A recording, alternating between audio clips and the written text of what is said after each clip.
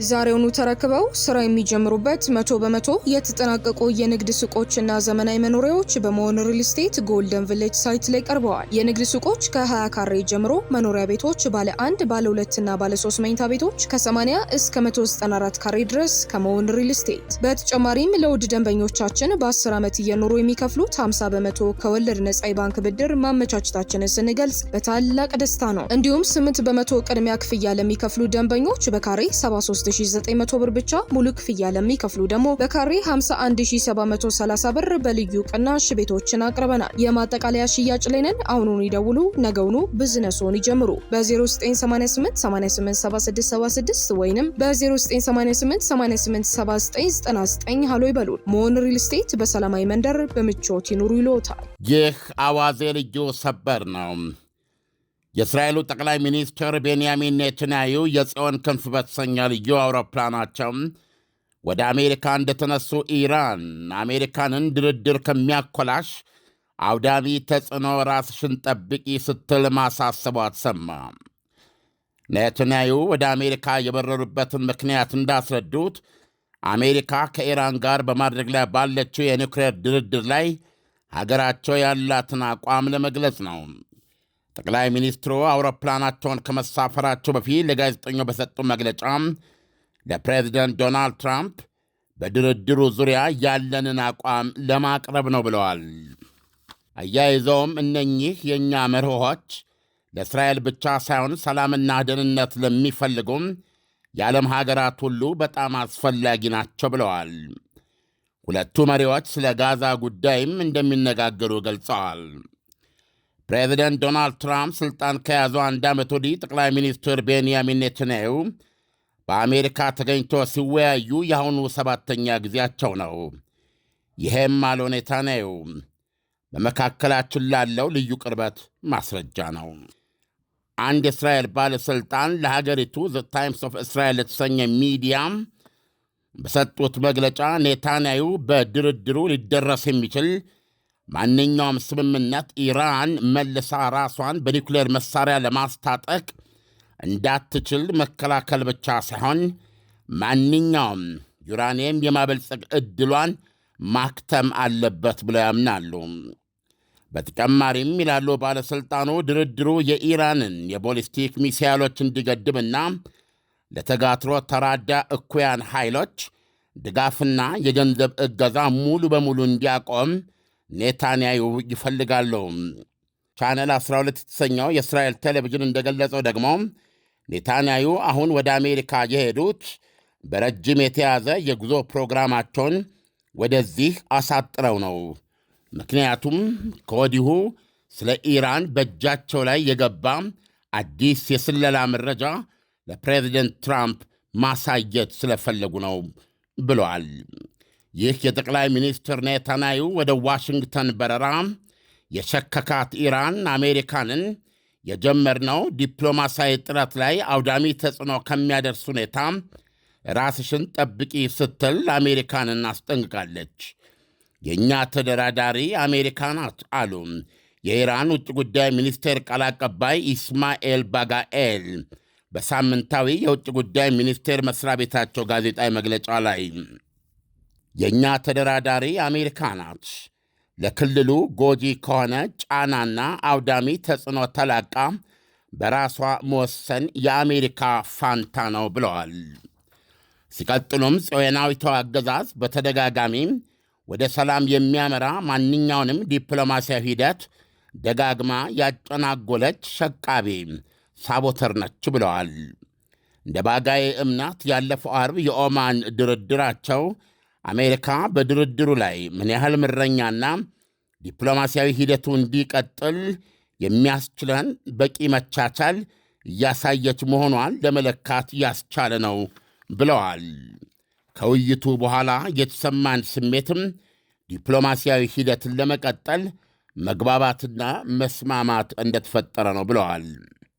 ባለፈው ሰኔ ወር የ12 ቀናት አስከፊ ፍልሚያም እስራኤል የኢራንን ከፍተኛ ወታደራዊ ባለሥልጣናት፣ የኒውክሌር ሳይንቲስቶችና የኒውክሌር ጣቢያዎችን እንደዚሁም የመኖሪያ ቀዬዎችን ኢላማ አድርጋ ክፉኛ መደብደቧ አይዘነጋም። ከ1000 በላይ ኢራናውያን መገደላቸው ይታወቃል።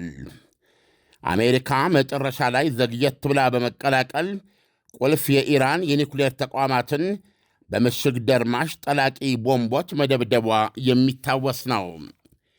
ኢራን በበኩሏም ሰላማዊ እስራኤላውያንና ወታደራዊ ተቋማት ላይ ኢላማ በማድረግ በሚሳይሎች ሩምታና የሰው አልባ ወጀብ መበቀሏ አይዘነጋም። 32 እስራኤላውያን ተገድለዋል።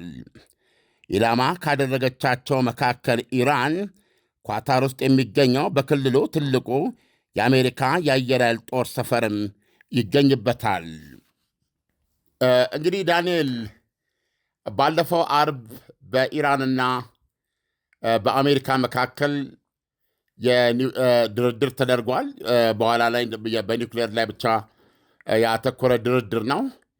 የአሜሪካ የጦር ኃይል ግንባታ በዚህ መልኩ ተፋጥኖ በኢራን ዙሪያ የተገነባበት ምክንያት ኢራናውያን ተቃዋሚዎች በአገዛዙ ላይ ያደረጉትን አገር አካላይ የተቋሙ ንቅናቄ ተከትሎ መሆኑ አይዘነጋም።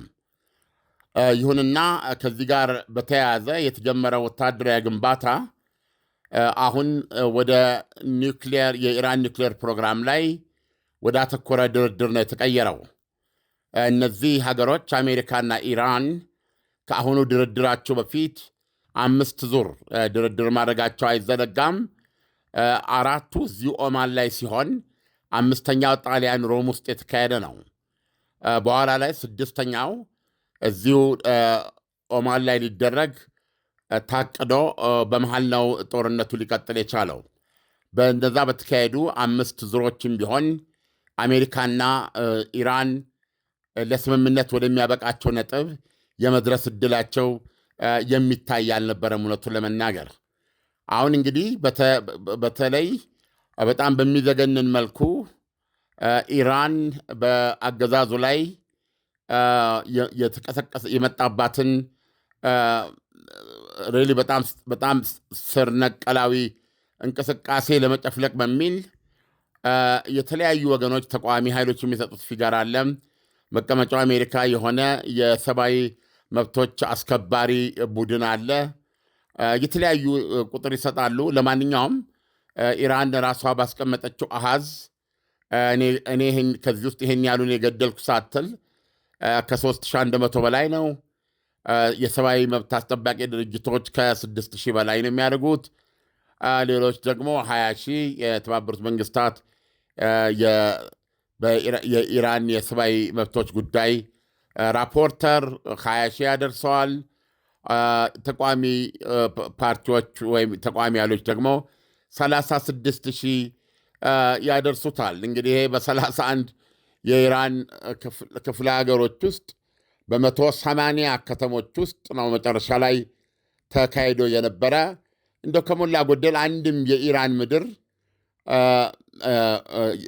ሳይለይ አንዱ ከሌላ ሳይለይ በእውነት ሀገር አቀፍ ተቋሞ ነው የተካሄደው። ስለዚህ ይህን በመጨፍለቁ ሂደት ሪሊ አደባባይ ያልወጣ በኢንተርኔት በመዘጋቱ ምክንያት በጣም የሚዘገንን ነገር ኢራን ውስጥ ተካሂዷል እና አሁንም የተቋሞ እንቅስቃሴው ተዳፍኗል እንጂ ጠፋ ለማለት በጭራሽ የማይታሰብ ነው። ከዚህ አንጻር አገዛዙ ሌሎች ከዚህ በፊት ይታገሳቸው የነበሩ የሀገሪቱ ፖለቲካ ያስተናገዳቸው የነበሩ ድምፆችን ሁሉ መልሶ እያሰረና ወህኒ ቤት እያስገባ ነው እና ይህንን ተቋሞ ተከትሎ ዶናልድ ትራምፕ እዚህ ውስጥ ቀጥታ የገቡት የህዝቡ ተቃውሞ እንቅስቃሴ ሲጀምር የኢራንን አገዛዝ ማንንም እንዳትገል ብትገል እገልሃለሁ የሚል ማስጠንቀቂያ በመስጠት ነው። ከዛ በኋላ ደግሞ ለተቃውሞ አድራጊዎቹ አይዟችሁ እታደጋችኋለሁ በማለት ቃል መስጠታቸው ይታወሳል። ፍጅቱም ከተፈጸመ በኋላ እርዳታ እየመጣላችሁ ነው የሚል መግለጫ ከሰጡ በኋላ ነው ይሄ የምናውቀው ወታደራዊ ግንባታ። አሁን ይሄ ወታደራዊ ግንባታ ቀጥታ ከዚህ ጋር የተያያዘ ሆኖ ሳለ በግልጽ በሚታየው ሁኔታ እንደ ቱርክ፣ ግብፅና ሳውዲ አረቢያ በነገራችን ላይ እነዚህ 3 ኃይሎች በአሁኑ ሰዓት የወረት ፍቅር ምንድን ይባለው ብን ብሏል የሚባለው አይነት ፍቅር ላይ ናቸው ቱርክ፣ ሳውዲ አረቢያና ግብፅ። ስለዚህ እነዚህ ኃይሎች ይህንን ጉዳይ ወደ ቀደመው የኒውክሌር ድርድር በመመለስ አሜሪካ በድርድሩ አማካኝነት ኢራኖች ደግሞ በዚህ በኩል ለኢራን ለአሜሪካ እሽታቸውን ገልጸው ይሄ የጦርነት ደመና እንዲገፈፍ ግፊት ስላደረጉ አሜሪካ በእነሱ ግፊት መሰረት ለኒውክሌር ድርድር ተቀምጣለች ማለት ነው። ዓርብ ዕለት የተካሄደው እንግዲህ ይሄ ነው።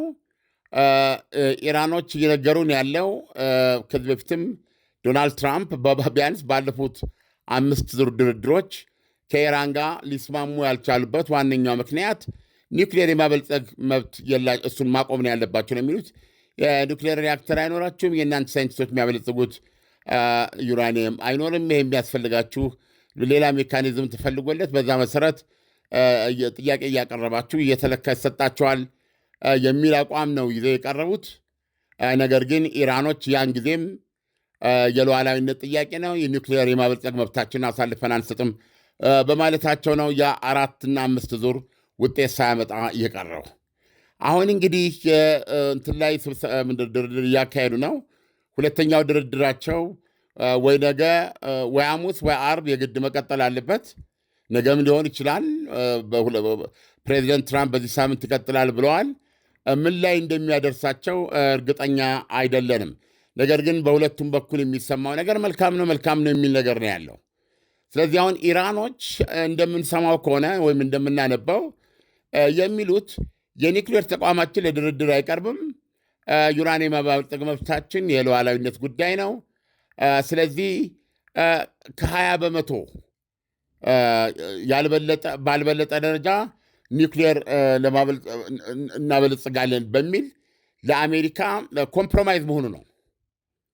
ከ20 በመቶ በላይ አናበለጽግም የሚል አቋም ይዘው ነው የቀረቡት። እንግዲህ መጀመሪያ ዶናልድ ትራምፕ ቅድም እንዳልኩ የነበረ አቋማቸው ቶታሊ ኒውክሌር ዩራኒየም ማበልጸግ የሚባል ነገር በእናንተ እጅ አይካሄድም፣ የማበልጸጊያው ተቋምም ሊኖራችሁ አይገባም የሚል ነው።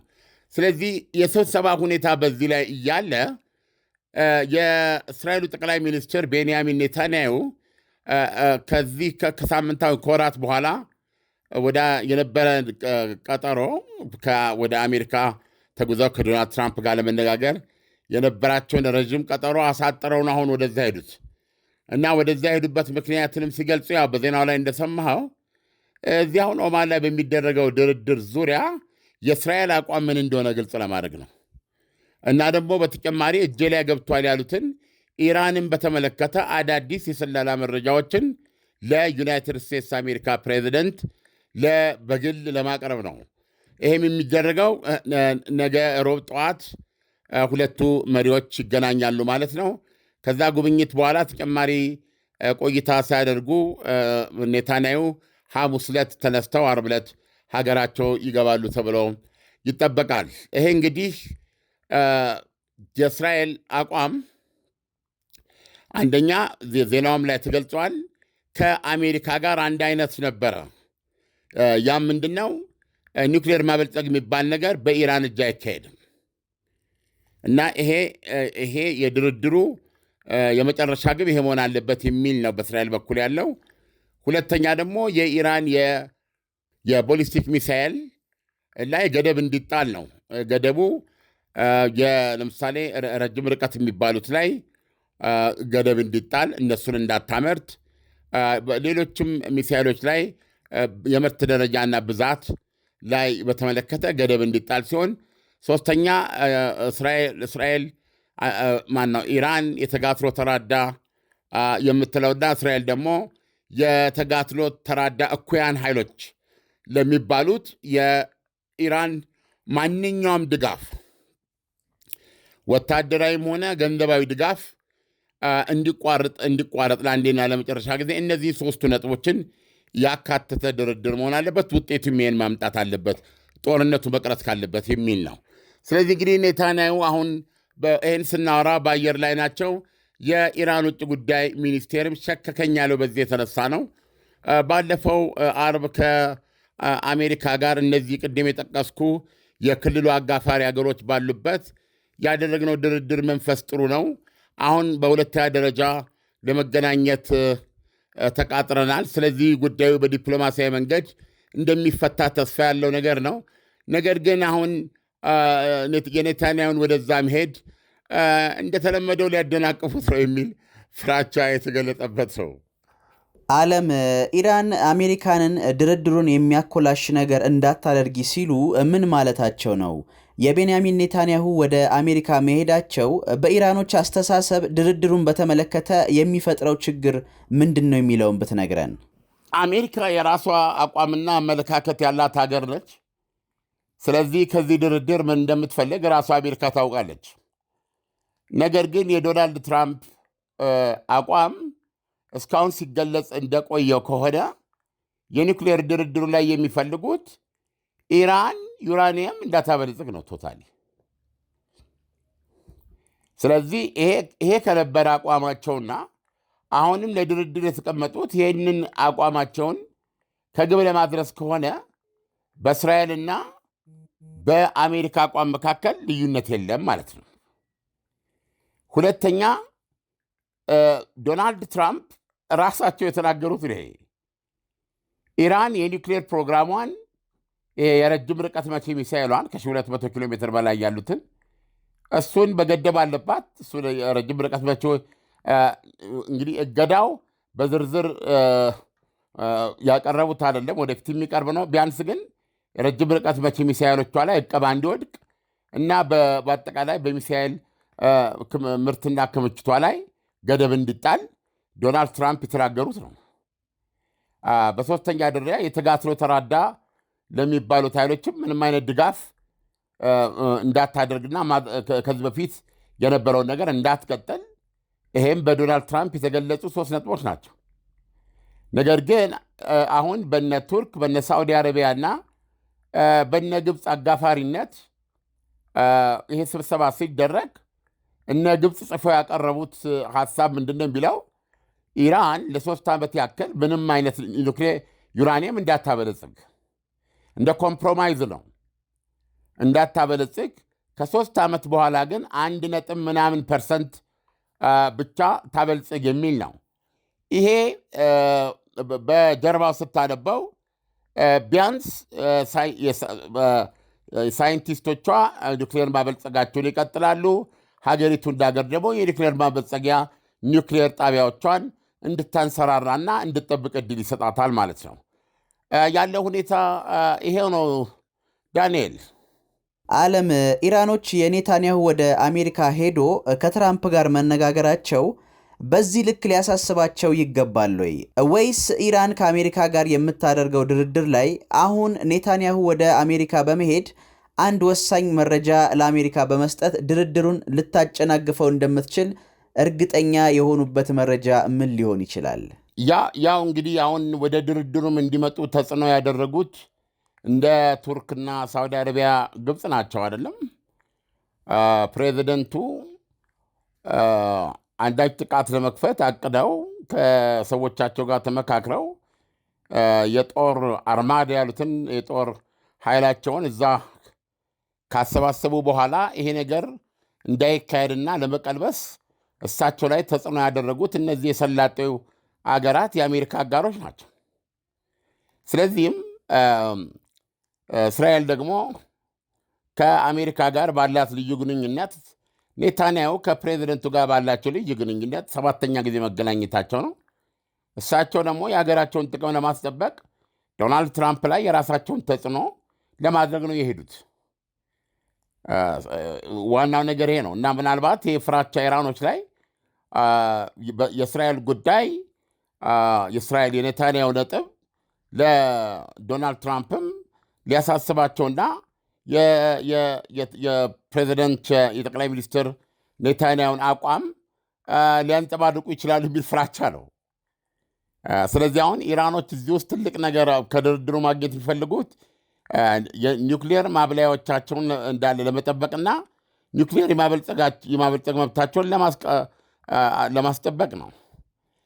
ስለዚህ እስራኤል ደግሞ እያለች ያለችው አንዳችም ዩራኒየም የማበልጸግ መብት እንዳይኖራት የሚል ስለሆነ በሌላ አነጋገር ኢራን የኒውክሌር ኃይል የኒውክሌር ማብላያ ኃይል እንዳይኖራት የሚል ነው። በአጠቃላይ ከማናቸው የኒውክሌር እንቅስቃሴ እንድትታቀብ ነው፣ እንድትከለከል ነው። እና ኢራን ይህን ካላደረገች አንደኛ የጦርነቱ መቀጠል ብቻ አይደለም፣ በአሁኑ ሰዓት በላ ሀገሪቱ በስርዓቱ ላይ እንዲነሳ ያደረገው የኢኮኖሚ ችግር ነው። ኢቭን ገንዘብ ያላቸው ኢራናውያን በተሟላ ደረጃ በሱፐርማርኬት መደርደሪያዎች ላይ አስፈላጊ የሆኑ ምግቦችን ማግኘት እንዳልቻሉ ነው የሚነገረው። ኢራን ያለችበት ሁኔታ በጣም አጣብቂ ነው። ይሄ ያስቆጣው ህዝብ ነው ወደ ማዕበል የተቀየረው። ስለዚህ ይህ ማዕቀብ የማይነሳ ከሆነ እንደውም ዶናልድ ትራምፕ ድርድሩም እየተካሄደ ተጨማሪ ማዕቀብ ጥለዋል። የኢራንን እየታገደ እንዳይሸጥ ማዕቀብ የጣለበት ነዳጅ በድብቅ እየጫኑ ወንዝ እያቆራረጡ እየተሽለከለኩ የሚሄዱ የመርከብ ድርጅቶችንና መርከቦቻቸው ላይ ማዕቀብ ጥለዋል። የአሁኑ ይባስ እንዲሉ ማለት ነው። ስለዚህ የኢራን አገዛዝ እንዲህም አለ እንዲያ ይህ የኢኮኖሚ ማዕቀብ የማይነሳለትና ህዝቡ ካለበት የኢኮኖሚ ረመጥ ነፃ የሚያወጣበት መንገድ ከሌለ ተቃውሞ በምንም መንገድ ሊበርድ አይችልም። ስለዚህ በዚህ ድርድር ኢራኖች ይህ ያፈጠጠ የተወደረባቸው ውጊያ መቅረት ብቻ ሳይሆን የኢኮኖሚ ማዕቀብ መነሳቱን ይፈልጉታል። ያንን የሚፈልጉ ከሆነ ነው የሚሉት ያን የሚፈልጉ ከሆነ የኒውክሌር ፕሮግራማቸውን እንዳለ መሰረዝ አለባቸው። የተጋትሮ ተራዳ የሚባል ትስስራቸውን መበጣጠስና ለዘላለም መተው አለባቸው። የሚሳኤል ክምችታቸውና የሚሳኤላቸው አይነት ገደብ ሊጣልበት ይገባል የሚለው የእስራኤል አቋም ከዶናልድ ትራምፕ ጋር ተሰላስሎ እንዳይቀርብና ይህ ካልሆነ በስተቀረ ስምምነት የማይደረስበት ሁኔታ ስለሚሆን ኢራኖች ወደ ጦርነት ላለመግባት የሚያደርጉ ጥረት አደጋ ውስጥ ይገባባቸዋል ማለት ነው። ለዚህ ነው የኔታንያሁን ጉዞ ሸኮናል። እስራኤል የታወቀች ሸቃቢ ናት፣ የማንኛውንም የሰላማዊ ሂደት ሳቦተር ናት በማለት መግለጫ ሊሰጡ ይችላሉች። ዓለም አቀፉ የአቶሚክ ኢነርጂ የኢራንን የኒውክሌር ቦምብ ማምረትን ይፈቅድላታል ወይ? የኒውክሌር ቦምብን ለማንም ሀገር የቆመበትም ዓላማ ከዋነኞቹ ኦልሬዲ ኒውክሌር ቦምብ ካላቸው ሀገራት ውጪ ሌላ የትኛውም ሀገር የኒውክሌር ቦምብ እንዳያመርት ለመከላከል ነው የተቋቋመው። ኢቨን ኦልሬዲ የተወሰነ እንኳ ማምረታቸው የታወቁ ሀገሮች እሱን ኒውክሌሩን እንደገና እንዲፈታቱና የኒውክሌር ተቋሞቻቸውን እንዲያፈራርሱ ጥረት ቢያደርጋል። ለምሳሌ ሰሜን ኮሪያ ጋር የሚደረገው ድርድር ተቋርጦ ነው እንጂ አሁንም ከሰሜን ኮሪያ ጋር የሚፈለገው ያሏትን በጣት የሚቆጠሩ ቦምቦች እንድትፈታታ እንዲከሽፉ ማድረግ ይችላሉ እና የኒውክሌር ማብለያዎቿን እንድታፈርስ በማድረግ ማዕቀቡ ተነስቶላት ከዓለም ጋር እንድትቀላቀል ነው። እንኳን አዳዲስ ሀገሮች ደግሞ ወደ ኒውክሌር ቦምብ ግንባታ እንዳይገቡ ለማድረግ ነው ኒውክሌር ነን ፕሮሊፈሬሽን የተባለው የተባበሩት መንግስታት ድርጅት አካል የተቋቋመው። ስለዚህ ለኢራን ሆነ ለማንም የሚፈቀድ የቦምብ መስራት መብት የለም። የኤንፒቲ የኒውክሌር ነን ፕሮሊፈሬሽን ትሪቲ ድርጅቱ የሚፈቅደው ኒውክሌር ለሰላማዊ አገልግሎት ለሁሉም ይፈቀዳል። ለሰላማዊ አገልግሎት የምታበለጽገው ደረጃው ግን የመጨረሻው 3.67 ወር ምናምን እንደዚህ ፐርሰንት ነው። ስለዚህ ኢራን አበልጽጋ የሚገኙ ለምሳሌ 490 ኪሎ ግራም አሁን አሜሪካና እስራኤል ልዩ ኮማንዶችን ወደ መሬት በመጣል ኢስፋሃን የሚባለው የኒውክሌር ማበልጸጊያ እሱ ነው። እሱ ውስጥ ገብተው እዛ ከተደበቀበት ውስጥ አውጥተው ለማውጣት ዝግጅት እንዳላቸው ነው የሚነገረው። ወይም ኢራኖች ይመጣል በሚል ፍራቻ የኢስፋሃን የመሬት ውስጥ የዋሻ ውስጥ ዩራኒየም ማበልጸጊያ በሮችን መግቢያ በሮች ላይ ከፍተኛ አፈርና ድንጋይ እየሞሉ እየዘጓቸው መሆኑን በሳተላይት የታየው ምስል ያሳያል ይልሃል። ስለዚህ እነዚህ የተደበቀው 60 በመቶ የበለጸገ ዩራኒየም ነው። 60% ብሎ ለሰላም አገልግሎት የሚውል ዩራኒየም የለም። ስለዚህ ኢራኖች አንድ ስቴፕ በማበልጸግ 90% በማድረስ ቢያደርሱት ይህን ማበልጸጉን የኒውክሌር ቦምብ ለመስራት የሚያስችላቸውን ነገር ያዙ። ከዛ በኋላ ብረቱን ይሄ ማቀፊያ እንደዚህ የመሳሰለውን ነገር መስራት ነው እንጂ አሁን ኦልሬዲ ያለው 460 ኪሎ ግራም የበለጸገ ዩራኒየም በአንድ ሳምንት በሁለት ሳምንት ውስጥ ወደ 90 በማድረስ ኢራን 2-3 አቶሚክ ቦምቦች ለመስራት በፍጥነት ለመስራት ትችላለች በወራት ዕድሜ ውስጥ ብለው የሚያስቀምጡ ተንታኞችም አሉ። ስለዚህ የዓለም አቀፉ የኒውክሌር አለመስፋፋት ድርጅት ሀገራት ቦምብ እንዲሰሩ አይፈቅድም። ኒውክሌርን ለሰላማዊ ዓላማ መጠቀም ትችላለህ፣ ነገር ግን ከ3.67 % በላይ እንድታበለጸግ አይፈቅድም። ኢራን ከዚህ ሁሉ ውጭ ናት። ዓለም ኢራን በቀጣይ ከአሜሪካ ጋር የምታደርገው ስምምነት ፍሬ አልባ ከሆነ ድርድሩ የሚቀጥልበት ሁኔታ ይኖራል ወይስ አሜሪካና ኢራን ቀጥታ ወደ ግጭት ነው የሚገቡት የሚለውን ብትነግረን። ይህ ድርድር ከከሸፈ ለእናንተ ፍሩ ብለዋል ዶናልድ ትራምፕ። ባለፈው ያደረግኩባችሁን የኒውክሌር ተቋሞቻችሁን ለማጥፋት ያደረግኩት ድብደባ ሰፔናት ብለዋል። እዚህ ግቢ ማትባልናት ያቺ። አሁን የምወስደው እርምጃ ትናንት የወሰድነውን እርምጃ እዚህ ግባ የሚባል ወይም ኢምንት የሚያደርግ ነው እና አሁን የምወስደው እርምጃ ከበፊቱ ጋር የማይነጻጸር የከፋ የበዛ ነው የሚሆነው የሚል ማስጠንቀቂያ ዶናልድ ትራምፕ ተደጋጋሚ ስተዋል። በየጊዜው ነው ይሄን የሚሉት። ስለዚህ ኢራንን ለራሲ ስትይ ተስማሚ የሚል አቋም ይዘው ነው ይህን ድርድር የሚያደርጉት። ዞሮ ዞሮ ግን ምን አይነት ስምምነት ነው የሚፈልጉት የሚለው ላይ ነው አሁን የኢራኖች ስጋት። እስራኤል የምትፈልገውን አይነት ስምምነት ኢራኖች ለማድረግ አይችሉም። አልቻሉም ማለት ከአሜሪካ ጋር ይፋ ጦርነት ገቡ ማለት ነው። ጥርጥር የለውም። ጦርነት ከገባን መጀመሪያ የምንተኩሰው እስራኤል ላይ ነው ብለዋል።